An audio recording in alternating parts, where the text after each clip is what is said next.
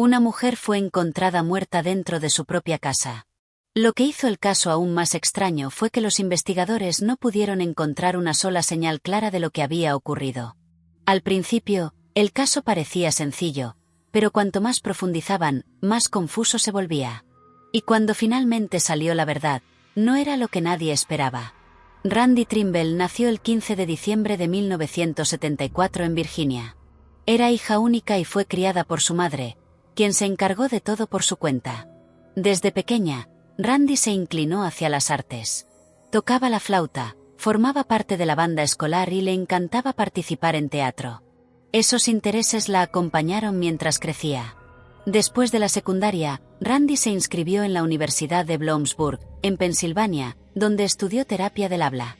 Realmente disfrutaba trabajar con niños y se tomaba sus estudios muy en serio. Su madre trabajaba en varios empleos para ayudar a pagar la universidad, algo que Randy nunca dio por sentado.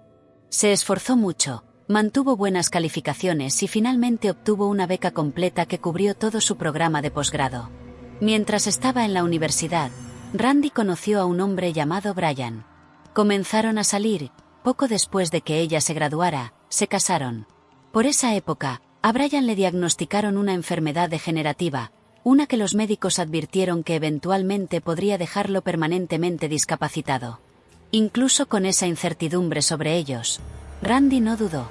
Se quedó a su lado y se comprometió a apoyarlo sin importar cómo progresara su condición. Se establecieron en el tranquilo pueblo de Camp Hill, donde Randy consiguió un trabajo estable en un centro médico local. Su salario les permitió comprar una casa y comenzar a planear el futuro.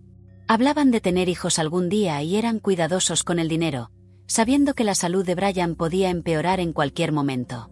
Para estar más seguros, Randy incluso consiguió un segundo trabajo, a pesar de ya trabajar tiempo completo. El 10 de enero de 2003, Randy siguió su rutina habitual. Tenía 28 años y terminó su turno en el hospital alrededor de las 5 de la tarde. Después fue directamente a su segundo empleo, trabajó unas horas más y luego regresó a casa.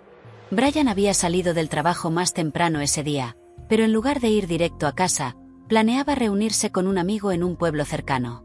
Cuando regresó a la casa alrededor de las 8 de la tarde, inmediatamente sintió que algo no estaba bien. La casa estaba oscura y Randy no aparecía por ningún lado.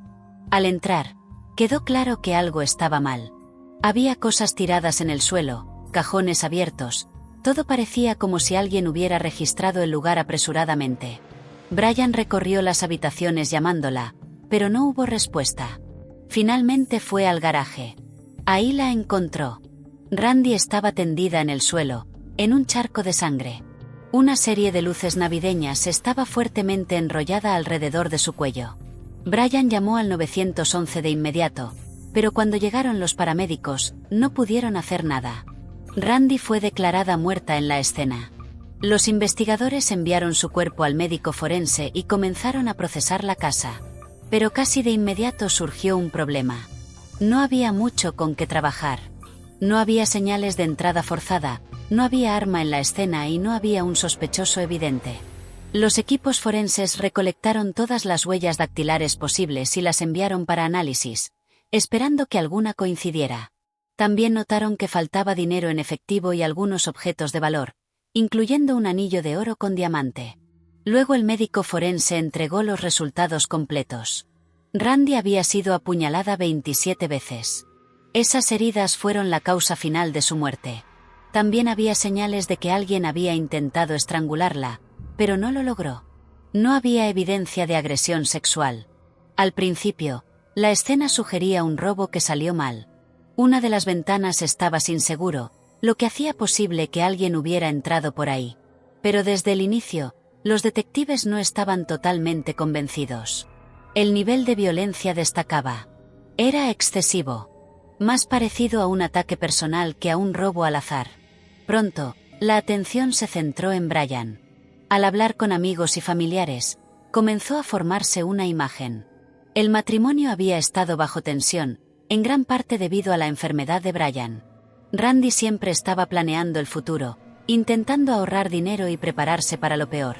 Brian no veía las cosas igual.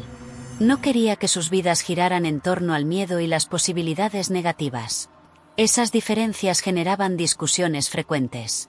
Para los investigadores, esa tensión podía ser un posible motivo.